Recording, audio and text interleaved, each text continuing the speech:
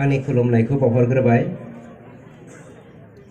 दिनैनि बे बराय हाबाफारिनि गोथार हाबाफारिखौ दैदेननाय मानगेदेर दैदेनगिरि नोंथां, बे हाबाफारियावनो मैखोमै हाबाफारिखौ जाफुंसार होनो थाखाय आलासि महरै नुजाफैनाय हांख्रायजानाय मानाव गेदेर बर' फरायसा आफादनि बारग' आफादगिरि प्रमद बर' नोंथां, बे हाबाफारियावनो हांख्रायजानानै लिंहरजानाय जोंनि NDPP नि काउन्सिल लेभेलनि दैदेनगिरि नोंथांमोन, दिनैनि बे हाबाफारियावनो जौसाङाव जिरायनाय गुबुन गुबुन राजखान्थियारि अराजखान्थियारि आफादफोरनि मानाव गेदेमा दैदेनगिरि नोंथांमोन, बयनिख्रुइबो आंगोनिख्रुइ आंगो रायजो राजा आइ आफा बिदा फंबाय बिब' बिनानावमोन, दिनैनि बे गोथार हाबाफारियावहाय नोंथांमोना जेरै जोंखौ दाव दाव खालामनानै बर' हारिनि थामथि एकर्डनि सोमोन्दै मोनथिनो लुबैनानै हांफ्ला सिफ्ला जानानै दङ। आं मिथिया आं आफादनि जानानै नोंथांमोननो बेसेबां गोथाव गोदै गारांजों जाथावना बाथ्राफोरजों थार जोंनि सुक्तिनि दफाफोरखौ बेखेवना होनो हागोन। गोरोन्थि जायोबा आंखौ निमाहा खालाम। बयनिख्रुइ गिबियाव थांनाय 34 बोसोर जोंनि NDPनि सोमावसारनायावहाय सुखु दुखु खैफोद आफोद गासैखौबो सहायनांनाय, जों बाहागो लाफैनाय, मोदैजों खदैजों जों हांफ्ला सिफ्ला नांथाबनानै थाफानाय, बर' हारिखौ जोबस्रांनायनिफ्राय बासायनायावहाय गावनि अनसुला फिसाजोफोरखौ खोमानांनाय जोंनि आइ आफा बिदा फंबाय साफ्रोमनिसिमबो जोंनि मावलांनायाव थोंजोङै एबा खोमसियायै माबाफोर गोरोन्थि जादोंब्ला जोंखौ निमाहा खालामगोन होननानै आं खर' गंग्लैयै बयनिबो सिगाङाव आफादनि जानानै निमाहा बिग्रोनाय थाबाय। थांनाय 11 जानुवारि 2020 मायथाइयाव जोङो म्यानमार आरो भुटान हादाबनिफ्राय ओंखारबोनानै दुलाराय बर' रायजो राजानि खावलायनाय लेखा बर'नि समाजारि आरो राजखान्थियारि हान्जाफोरनि खावलायनाय लेखा बर'फोरनि मेलेमजिबि बिथांमोननि साजेसन होनाय बायदियै जोङो बर' माहारिनि गेजेराव सान्थि गायसननो होननानै ओंखारबोयो आरो खोब खम समनि गेजेरावनो थामहिनबा 5 साननि उनावनो जोङो 16 जानुवारि खालि सासपेनसन अफ अपारेशनखौ एग्रिमेन्ट खालामो। नाथाय जोङो जा थांखिजों सासपेनसन अफ अपारेशनखौ एग्रिमेन्ट खालामदोंमोन, बे थांखिखौ जों नोंथांमोननो जाफुंहोनो हायैनि थाखाय जों निमाहा बिबावो। मानोना रायजो राजाया मोनसे मिजिं दङमोन, उदां हादोर नागिरग्रा मोनसे सोमावसारगिरि आगजु हमग्रा आफादफोरा स्टेट नङालासिनो टेरिटरिबो नङालासिनो बर'लेण्ड टेरिटरियेल रिजनखौ लानायनि थाखाय माखासे आफसोस, बे आफसोसफोरखौ गोबां मेलेमजिबि बिथांमोना जोंनिसिम फोरमायहरदों, नोंथांमोना माबा मोनसे गोरोन्थि मावबाय खोमा होननानै। जेखियानो जायाथों, जालांनांगौआ जालांबाय, जा मोनगोन जा मोनदों बेखौ जोङो माबोरै मावलांगोन, राननानै जोङो बर' हारिखौ जौगाहोनायाव बयहाबो मा मावनांगौ खामानि दङ, आं बेखौसो सुंद'यै बुंनो नागिरदों। मानोना जोंनि गेजेराव आलासिफोर दंबावो, बिथांमोनाबो गासैखौबो बिजिरनानै होगोन। बयनिबो गिबियाव नांगौ जोंनो खौसेथि।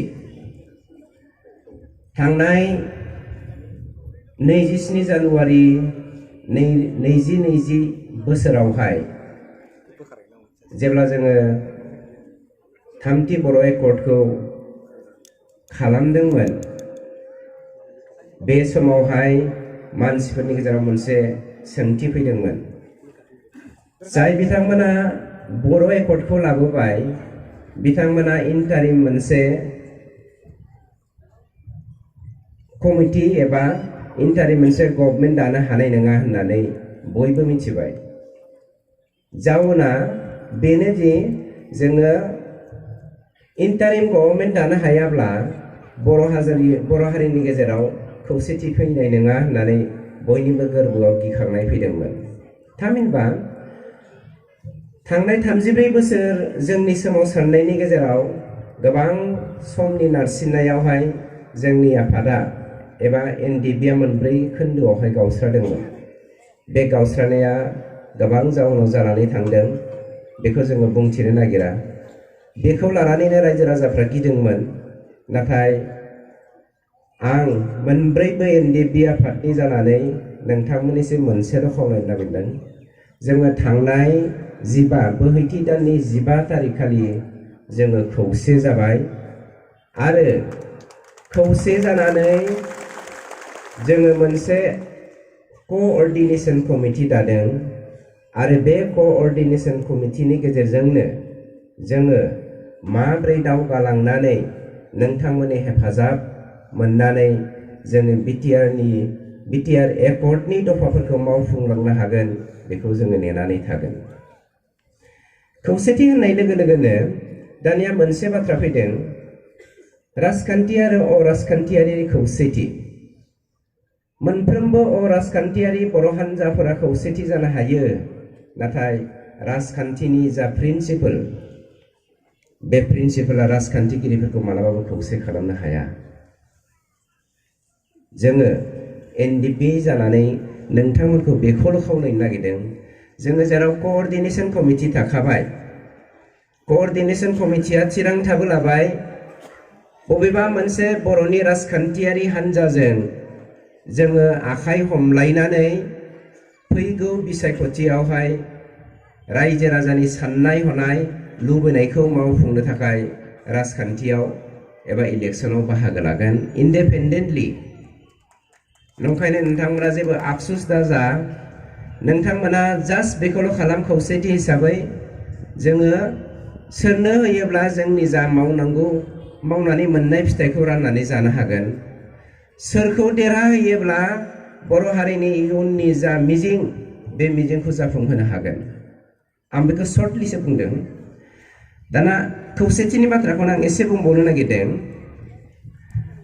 दानि बावैसो जोंनि रिसिपसन कमिटिनि दैदेनगिरि बिथांमोना जोंखौ बिबारजों बरायदों जाय आइजोआ बिबारनि लुखौ सुजुदों बे मोनफ्रोमबो बिबारा खोन्दो खोन्दोयै ज' जानाय मोनसे बिबारनि माला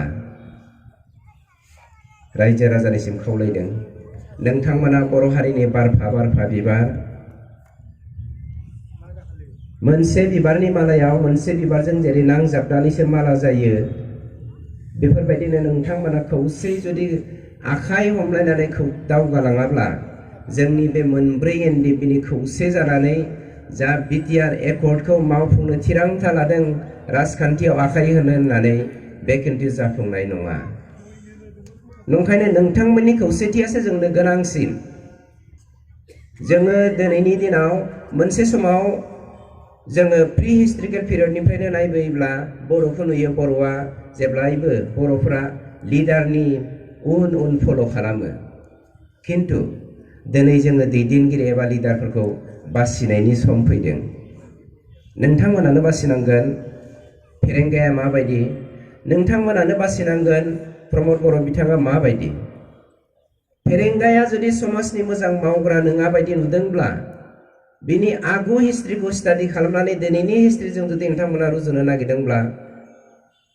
बा इयुनखौ दाखांनो नागिरदोंब्ला ओरैबायदि मोजाङै बिजिर जेन बे फेरेंगाया बा सोरबा प्रमद बर' बिथाङा हारिनि मोजां खामानि मावनो हायो बिजिरालासिनो दैदेनगिरिखौ मालाबाबो दैदेनगिरि होननानै गनायनानै दाला जोङो राजखान्थिगिरि नङा, जोङो हाग्रानिफ्राय फैनायखाय जों थोंजों बुंनो मोजां मोनो आरो जों थोंजों मावजानायखौनो जों मोजां मोनो। नंखायनो नोंथांमोना मोजां मानसिखौ जेब्लायबो सायख', गाज्रि मानसिखौ होनानै सायख'नानै नोंथांमोना नोंथांमोननि बै बर' हारिनि इयुननि जा मिजिं, बे मिजिंखौ मालाबाबो फैमालदा खालामनानै ला। गिबियाव आं मोनसे बाथ्राखौ खौसेथिनि बेलायाव बुंनो नागिरदों। 17 जौथायाव जोंनि जारिमिनगिरिफोरा बेखौ गोबाङानो गोसोखाङा, आंबो सासे जारिमिननि फरायसा हिसाबै बेखौ गोसोखाङामोन। सासे आसामिस लिरगिरि नुमलि कुवरि होननाय नायजाब बिजाबाव लिरनानै गालांदों। बिजाबनि नामा नुमलि कुवरि, आरो बे नुमलियानो बर' राजखुंग्रिमोन। बियो देदसुंनि बिनानावमोन।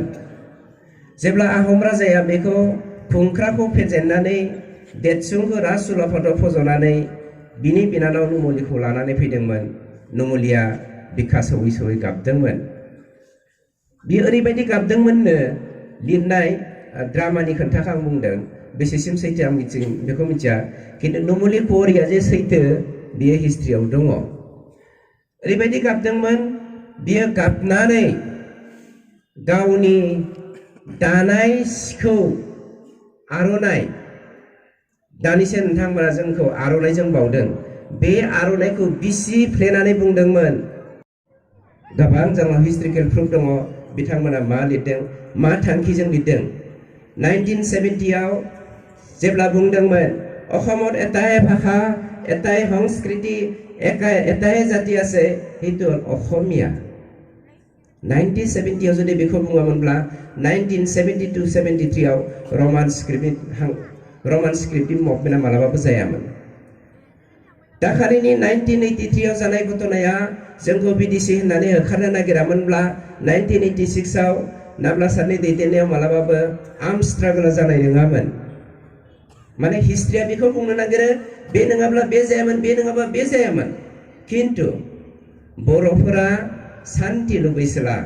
लास्ट 5000 इयार्स बर'फ्रा बे हायावनो रायजो जाबोदों, बे हायावनो जोनोम जाबोदों, बे हायावनो जोङो बयनिख्रुइ गोजामसिन हारि होननानै बिटिसिआव मा लाबोदोंमोन बिथांमोननि थाखाय, बिएससिआव मा लाबोदोंमोन बिथांमोननि थाखाय, जाय बुस्थुखौ दिनै एनडिपिआ घुर एनिमि होननानै बुंसेयावबो एनडिपिआ जे शान्ति लुबैसोला, बर' हारिया जे शान्ति लुबैसोला, बे बुस्थुखौ दिनै गुबुन माहारिफोरनो जोङो मेसेज होनो नागिरदों। जोङो खौसेखौ लुबैयो, जोङो खौसेयै थांना थानायखौ लुबैयो, आरो जों खौसेयै आवगायलांनायखौ लुबैयो। रायजो राजा नोंथांमोना गोरोन्थि दाबुजि। गोबाङा गोबां धरननि लेक्सार होलांदों, जों दा पलिटिकेल डायलग होनो नागिराखै। 24 फेब्रुवारिनि अखानायैनिफ्राय खिन्थु जोङो पलिटिकेल डायलग होसिगोन। मानोना जोङो 24 अक्ट'खालि जोंहा मोनसे एनडिपिनि जोबथा सेलेब्रेसन दङ, 34थि सेलेब्रेसन, आरो बेनि उनावनो जोङो एनडिपिनि सेलेब्रेसन खालामनाय नंलिया। बे सेलेब्रेसनाव नोंथांमोना हानायमानि नुजाफै, नाथाय जोङो हावरिया, जों नोंथांमोनखौ सोरबा मोनसे पलिटिकेल पार्टि बायदि गारियाव दैखांनानै लानो थांनो हाया। नोंथांमोननो बेखौल' मेसेज होदों, नोंथांमोना जों मा नागिरदों बेखौ मिथिनो थाखाय हायोब्ला बै मिथिङावहाय अदालगुरिनि सेलेब्रेसन जथुमायावहाय बाहागो लाफै। आं क'अर्डिनेसन कमिटिनि जानानै नोंथांमोनखौ खावलायदों। जोङो बेनि दारैनो जोङो थारैनो एनडिपि मोनब्रै हानजाया खौसे जानानै मा खालामनो नागिरदों बेखौ जोङो स्पष्ट बुंनो नागिरदों, आरो बेवहायनो मिथिगोन जोंनि बडि लेंगुवेजआ माबायदि आरो गुबुनफोरनि बडि लेंगुवेजआ माबायदि। जोङो क'अर्डिनेसन कमिटिनि गेजेरजों अपेन डोर पलिसि दोनदों, आरो मोनसे जोङो प्रप'जाल पास खालामदों। बे प्रप'जाला जादों गासैबो बर' राजखान्थियारि हानजाफोरा दिनै खौसे जानायनि सम, आरो जोङो खौसेयै बर' हारिखौ बायनाय न'खौ लुखांफिननायनि मोनसे सम होननानै जोङो थिरांथा लानानै बे प्रप'जालखौ बानायदों, आरो बेखौ जोङो 24 फेब्रुवारि खालि बयबो आफादफोरनि दैदेनगिरिफोरनो जोङो फोरमायथि होगोन।